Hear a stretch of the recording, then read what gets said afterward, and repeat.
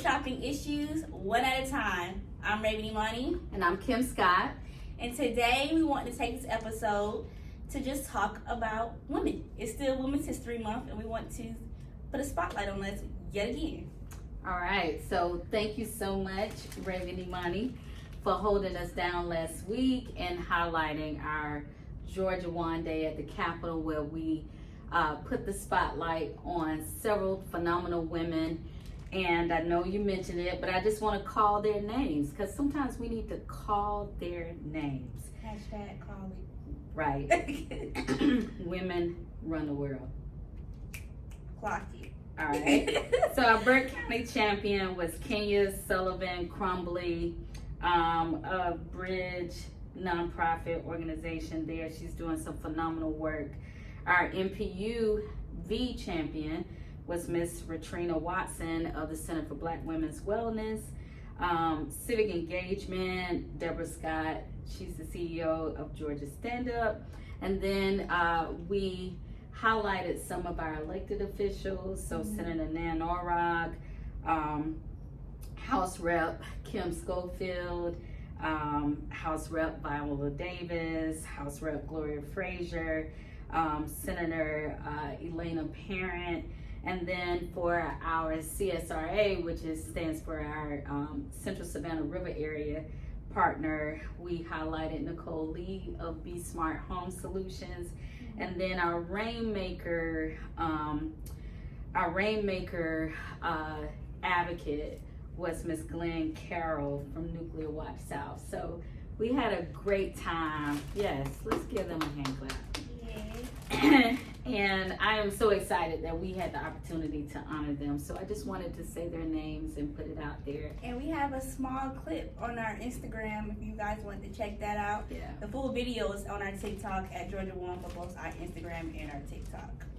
Yeah, please go and check that out, because you know, a lot of times we don't say their names, right? And it shouldn't take a month for us to acknowledge these great women that are doing phenomenal work once again in this industry, and alongside with us, a lot of them are our collaborative partners. So we're excited to have honored them, and we'll continue to honor them on a daily basis and continue to say their names. So with that being said, the rest of this month has been very busy as usual, but I am holding some flowers that Miss Raven Imani left for me. And I think it's important, you know, I wanted to highlight that and say publicly thank you. You're welcome. Because a lot of times we don't highlight and acknowledge women and tell them how much we love them and appreciate them and give them their flowers. So thank you so much for that. You're welcome. And while I was in DC last week as part of the Black Women's Roundtable with the leader of that great convening, I call it doctor, but Dr. Melanie Campbell, in DC, I stopped by Busboys and Poets, right? And so I was there with Miss Portia, she was there. And we had brunch, and Busboys and Poets, they also have like a built-in bookstore, it's a community gathering spot and restaurant. And I saw this book, and it is some essays from some great phenomenal women, and it's talking about climate resilience and how we keep each other safe, care for our communities, and fight back against climate change. And I was like, yes, Clock it. So I haven't read it yet, but it really drew my attention just from the title, and then just some of the stuff that they talked about, you know, place-based perspectives, community-centered strategies, you know, for not only understanding the climate crisis, and but it seems like ways that we can take meaningful action and ways that they have taken meaningful action. And then somebody nominated me. I don't know who it was, but I am grateful. So I was on 1380 WAOK yesterday on Dr. Wandalyn Stokes' radio program. And it was highlighting Women's History Month and women in this EJ and climate social justice space. And, it was just amazing to be able to talk about climate change and what that means for our communities, and to hear all of the other work that these women are doing, and then just to highlight the work that I've been doing, and then even with GEORGIAWAND. And one thing I wanted to say was, it was so great to talk about how I even, because I've been doing this work for a long time, right?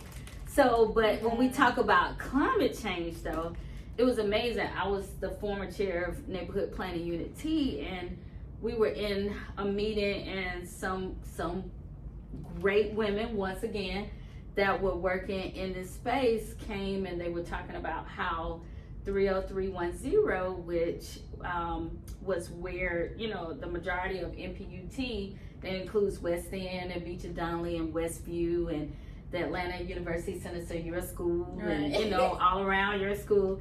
So, but how that area was the most energy burden, meaning that people was, paying disproportionate amounts of their income on their power bill. Yep. And so I was like, wait, what? And then they were saying, like, my zip code, 30310, at that time was the most energy burden. I was like, wait, like, who knew? But then I started thinking, and I said this on a radio show yesterday, when we talk about climate change, I started thinking about how many times the transformer had blown out, during the summertime, because it was so many people that were burning their air and stuff like that, using power. And then how many times we had down power lines because, the branches were overgrown over the power lines, or if there was a heavy rains or, rainstorm or whatever, how, the power would just go out. And we had gotten so used to it happening to us that we didn't think anything of it. But it wasn't until they brought it home that I was like, wow. So when we talk about environmental justice and climate social justice, just being part of that, but then experiencing it without knowing that you're experiencing it, really allowed me to be able to share that experience and then advocate from a lived work play experience. And a lot of people don't have that, and so I'm even grateful for that, even though it was very annoying. It was very, it happened so frequently that, we, like I said earlier, we got used to it, but it's just the fact that, it shouldn't have been normalized. And I think that's what drew me to this book, but also the ability to be able to share that story, yesterday, and then get into this work to provide some meaningful solutions and solutions that are equitable, but also educate not only the community, but lawmakers about, climate change. We know it's real.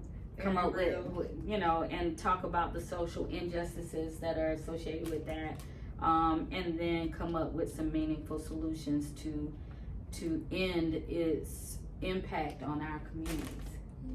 Yeah. I just want to say, how cool is it just to be a woman? I mean, we rule the world. We rule the world. I mean, even if you're working in the climate change, environmental justice, whether you're a female doctor, lawyer, or just a mom, we're killing it right now. We are. We really are. We really are.